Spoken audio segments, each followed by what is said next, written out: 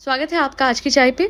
तो ये जो वीडियो है ये अपडेट है ऑन किशनल। किशनल पे पहले भी मैंने वीडियो बनाया था और बताया था आपको कि क्यों वो लोग वीडियोस नहीं पोस्ट कर रहे हैं। मैंने आपको बताया था बहुत सारे फैक्टर्स थे, वन ऑफ विच वाज कि इन लोगों को ऐसा लग रहा था कि शायद ये लोग इंडियन कल्चर को यूज़ कर रहे थे फॉर व्यूज़, और शनेल चाहती थी कि नहीं ऐसा ना हो। किशन भी यही चाहता था, तो इसी वजह से इन लोगों ने अपने चैनल पे वीडियोस डालने बंद कर दिए। ये था as per the post of Instagram जो कि शनेल ने अपने पेज पे पोस्ट करी थी।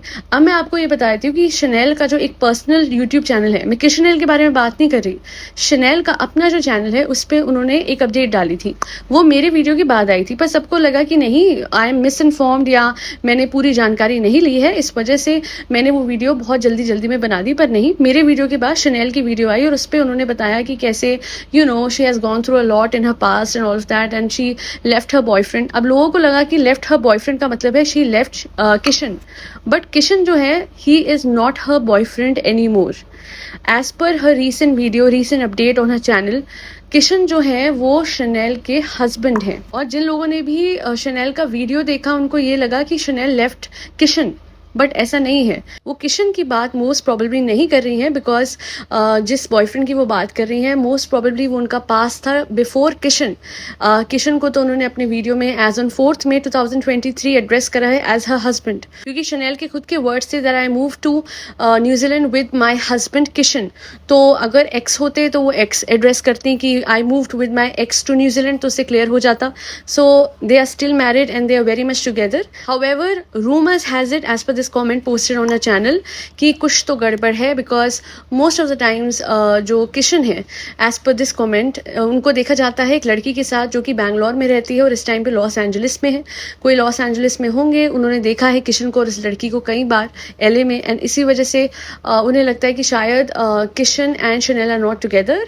बट वी नेवर नो कि हो सकता है कि वो लड़की जो हो वो वर्क फ्रंट में उनके साथ काम कर रही हो। बहुत सारे इवेंट्स ऑर्गेनाइज करते हैं किशन इन एलए एंड हेंस हो सकता है कि इसी वजह से लड़की के साथ दिख रहे हो। अनटिल एंड अनलेस कुछ भी अपनी तरफ से शनेल या किशन कंफर्म करते हैं, I will treat these things as rumours and speculations and take all of these with a pinch of salt. बाकी कारण क्या है वीडियो नहीं डालने का वो भी मैं आपको बता देती हूँ। जो शनेल ने कहा है अपने चैनल पर, उन्होंने कहा है कि पूरी जिंदगी she has been in this constant hustle, जिसकी वजह से she is facing a burnout. Burnout क्यों हुआ? बिकॉज उनके घर में उनके माता पिता के बीच में जो भी कुछ हुआ था उन्होंने बताया था पिछले दिनों। इस वजह से जब भी वो अपने घर जाती थी she wanted to avoid that circumstance and hence she got into a lot of extra curricular activities. इतने सारे स्पोर्ट्स में इन्वॉल्व होने के बाद उसके बाद उन्होंने साथ ही साथ काम भी किया था। एक छोटी सी एज से वो वेट्रेस भी थी। फिर उसके बाद कंटेंट क्रिएशन उन्होंने शुरू करा विद किशन न्यूजीलैंड में, एलए में आके फिर वापस से एडजस्ट होना बहुत मुश्किल था, बिकॉज वो न्यूजीलैंड में बहुत लंबे वक्त तक रहे थे। उसके बाद कोविड जब खत्म हो गया वापस वो गई अपनी मदर के पास मिलने, वहीं पे सेटल होने की जब वापस कोशिश करी तो उन्होंने कहा कि कभी इंश्योरेंस के पेपर्स तैयार करने हैं, कभी ड्राइविंग लाइसेंस, कभी घर लेना है। All of this was done from scratch. तो as per her statement on her YouTube channel आसान नहीं होता है एक जगह से दूसरी जगह जाके स्टार्टिंग से सब कुछ करना, और बस इसी वजह से एक नेवर एंडिंग हसल में और व्यूज भी नीचे जा रहे थे उनके चैनल के, तो कहीं ना कहीं उनकी मेंटल हेल्थ पे लगातार असर आ रहा था।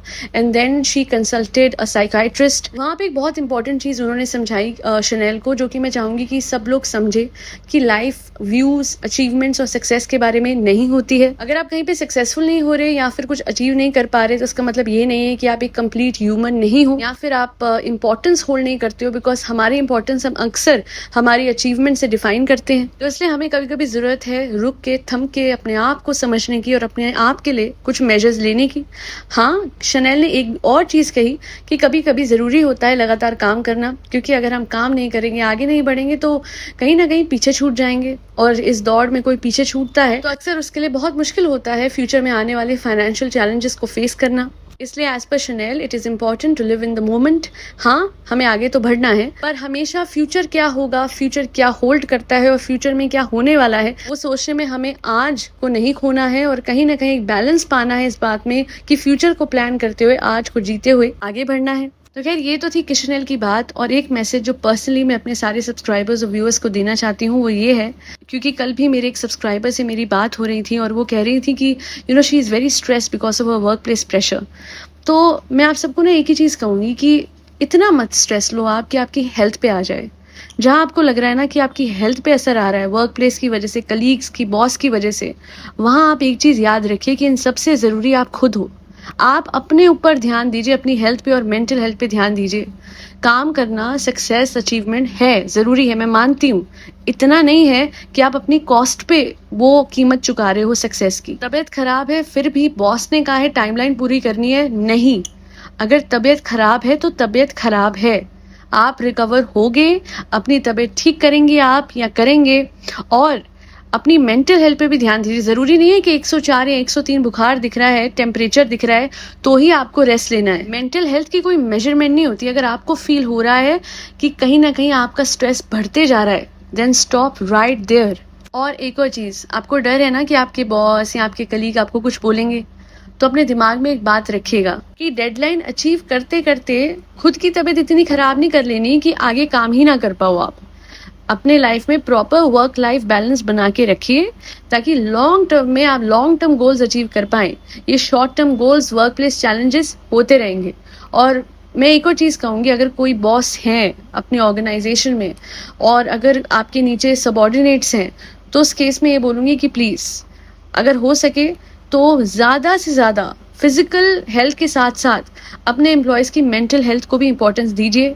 अगर आपको दिख रहा है कि आपका कोई एम्प्लॉय बर्नआउट हो रहा है, अपने एम्प्लॉयज़ के लिए रिक्रिएशनल फैसिलिटीज़ और रिक्रिएशनल एक्टिविटीज़ अरेंज कीजिए ताकि उनको वो मच नीडेड ब्रेक मिले जो शायद वो नहीं ले पा रहे हैं because of extreme work pressure. हाँ, ये मैं मानती हूँ कि कुछ लोगों के लिए ये सिर्फ बातें होंगी और मानना न मानना आप पे है, पर कोशिश है मेरी कि ये बात ज़्यादा लोगों तक पहुँचे और वो समझे, चाहे बॉस हो, चाहे एम्प्लॉय हो, चाहे कलीग्स हो, कि किसी के लिए भी स्ट्रेस लेना या किसी को भी स्ट्रेस देना एट वर्क प्लेस सही नहीं है, बिकॉज इन लॉन्ग टर्म उनकी मेंटल हेल्थ पे और इवेंचुअली फिजिकल हेल्थ पे भी बहुत ज़्यादा असर डाल सकता है। और बिल्कुल मत शर्माइएगा कोई भी अपनी स्ट्रेस, अपने मेंटल हेल्थ इश्यूज के लिए प्रोफेशनल हेल्प लेने के लिए। इसमें कोई बुराई नहीं है, ये टैबू बना दिया गया है दुनिया की तरफ से, बट इसमें कोई भी गलत चीज़ नहीं है।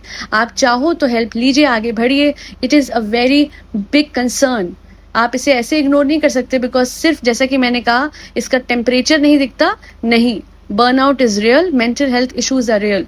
डिप्रेशन, एंग्जाइटी, ADHD, ये सारी चीज़ें असलियत में लोग सहते हैं और सहने वाले ही जानते हैं कि क्या होता है। इसलिए do not ignore mental health issues at all. Take your break and stabilise yourself with professional therapy, spirituality, meditation and प्रभु का नाम तो मैं लेती ही हूँ, आप भी लीजिएगा। मुझे श्री राम, श्री कृष्ण के नाम ने ठीक करा। आप जिनमें विश्वास करते हैं उनका नाम लीजिए, बस अपनी हेल्थ पे ध्यान देना मत भूलिएगा।